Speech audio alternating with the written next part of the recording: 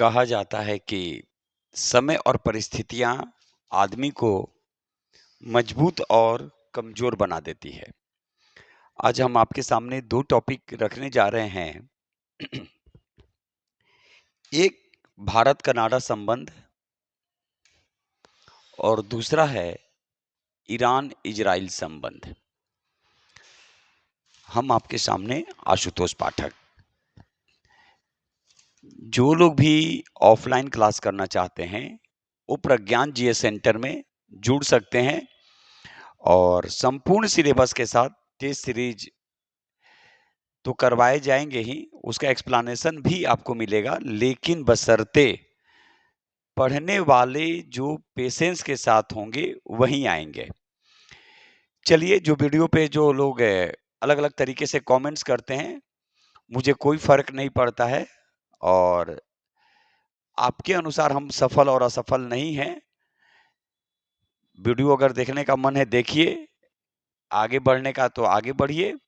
आप कमेंट्स भी करने के लिए स्वतंत्र हैं। चलिए, भारत कनाडा संबंध ध्यान देंगे।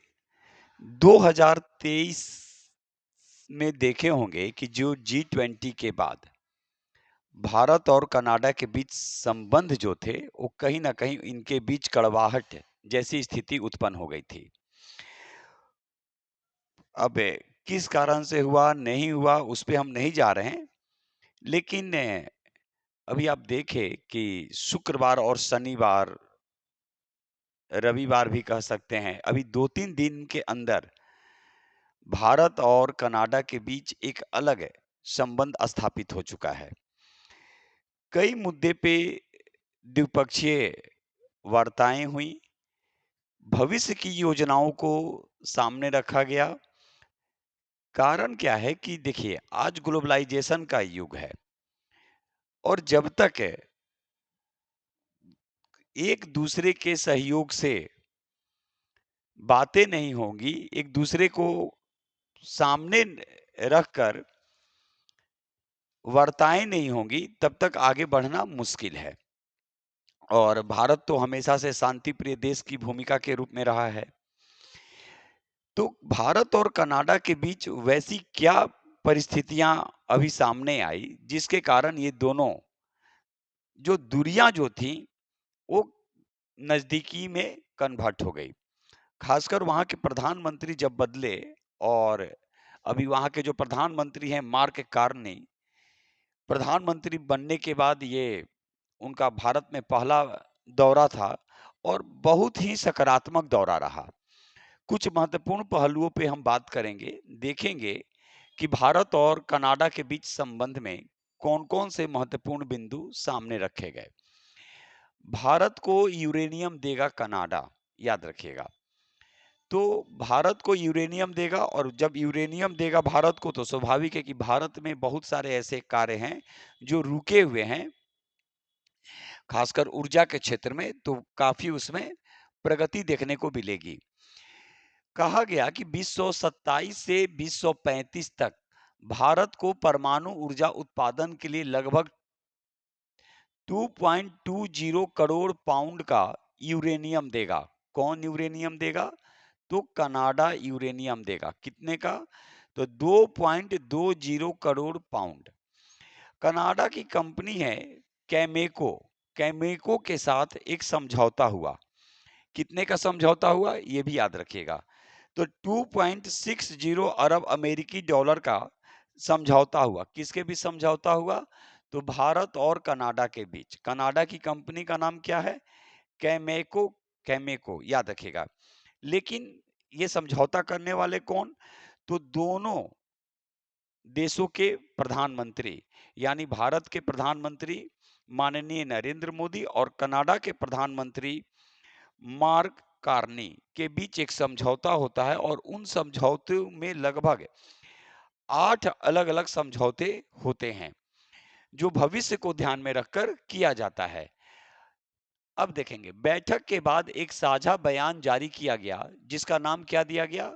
Joint leaders statement. याद रखिएगा, ये काफी महत्वपूर्ण बन जाता है। यानी भारत और कनाडा के बीच जो समझौते हुए, ये याद रखिएगा, इस समझौते के बाद एक साझा बयान जारी किया गया और साझा बयान जारी किया गया और उसका नाम क्या दिया गया?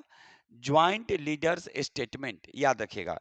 तो ज्वाइंट लीडर्स स्टेटमेंट के माध्यम से किन दो देशों के बीच एक साझा बयान जारी किए गए? तो भारत और कनाडा। क्वेश्चन ऐसे भी पूछे जा सकते हैं। यूरेनियम के साथ साथ करीब 8 समझौते पर हस्ताक्षर किए गए, ये याद रखिएगा। और ये कब तक के लिए है, याद रखिएगा। यानी कह रहा है कि 2027 से 2035। ये नहीं कि केवल पीटी बेस है, ये सब मेंस में भी आपको काम आएंगे।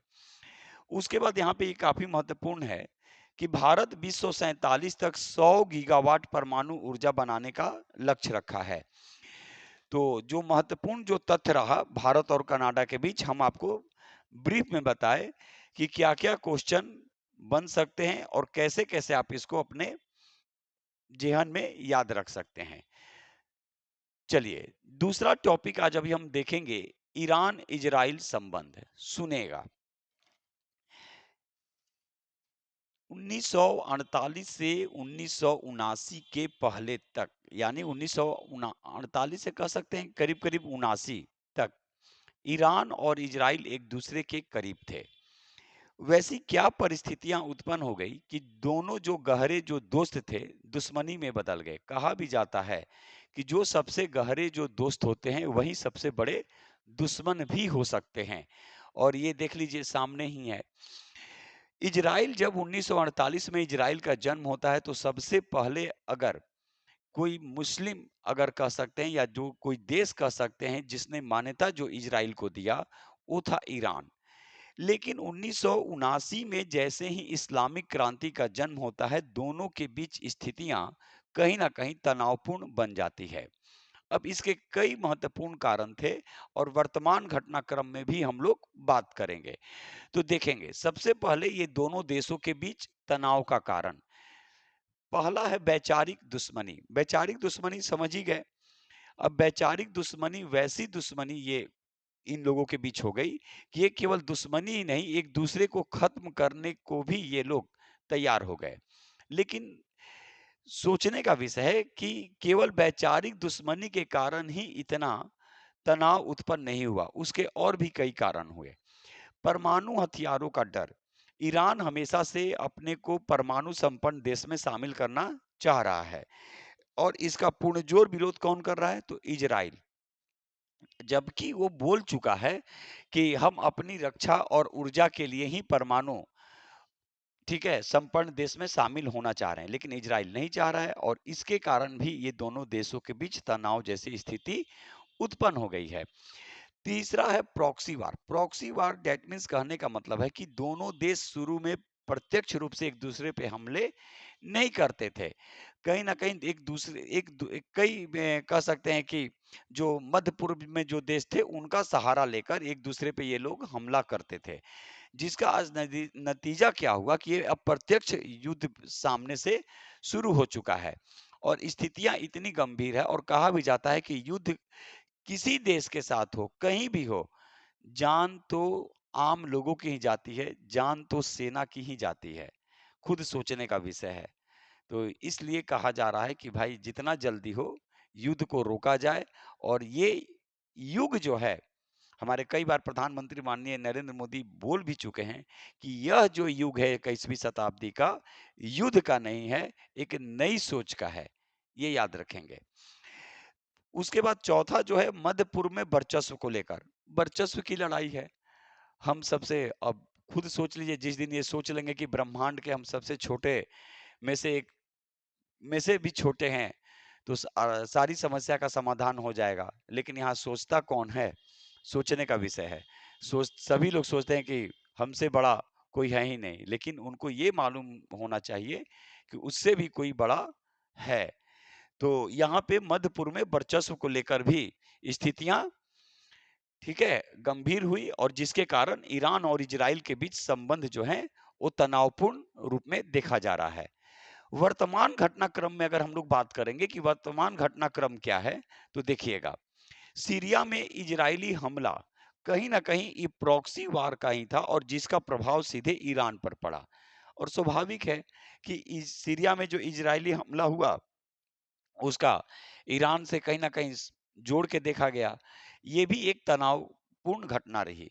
ईरानी कमांडरों की हत्या, और अभी आप देखे होंगे कि वहाँ का जो सबसे मजबूत जो था, जो शुरू पहले ही दिन वो वार में क्या हुआ? मारा गया। दूसरे को उकसा रहा था। सोचिए, ये लोग क्या करते हैं कि नौजवानों को उकसाते हैं, लेकिन ऐसा टारगेट किया गया कि जो प्रतिदिन युद्ध की सोच रहा था, सोचने का विषय है। कई 3 दशक से ज़्यादा अपने पोस्ट पे बना रहा और कभी शांति नहीं चाहा। चाहता तो शांति की प्रक्रिया अपनाई जा सकती थी। और देखिए, युद्ध शुरू हुआ और पहले ही दिन क्या हुआ? जो ईरान का जो मेन था, ठीक है? वो मारा गया। उसके बाद देखेंगे ड्रोन और मिसाइली हमले। ये भी एक कहीं न कहीं वर्तमान ड्रोन आजकल तो देख ही रहे हैं। कुछ भी हो तुरंत ड्रोन ड्रोन से हमला कर दो, मिसाइल से। या इसका प्रभाव सोचिए कि प्रकृति पे भी पड़ता है ना, ज्वालामुखी विस्फोटों का, भूकंप आएंगे। तो ये केवल मध्य पूर्व की बात नहीं है, ये पूरे और पूरे विश्व के लिए सोचने का विषय बन चुका है। और चौथा जो है वो गाजा संघर्ष के दौरान तनाव बढ़ा। तो ये हम आपके सामने आज रखे। भारत कनाडा के बीच संबंध जो है वो मधुर हो चुके हैं।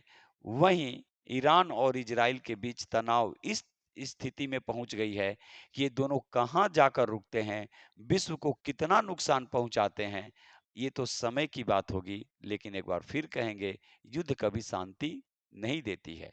चलिए, आज बस इतना ही। आप सभी को और आपके पूरे परिवार को प्रज्ञान जीएस सेंटर की तरफ से होली की बहुत बहुत बधाई। आप लोग स्वस्थ रहिए, आराम से घर में रहिए, लेकिन होली जरूर खेलिए, अपने जीवन में गुलाल जरूर लगाइए और दूसरों को भी खुशहाली दीजिए। तब तक के लिए आज बस इतना ही। नमस्कार।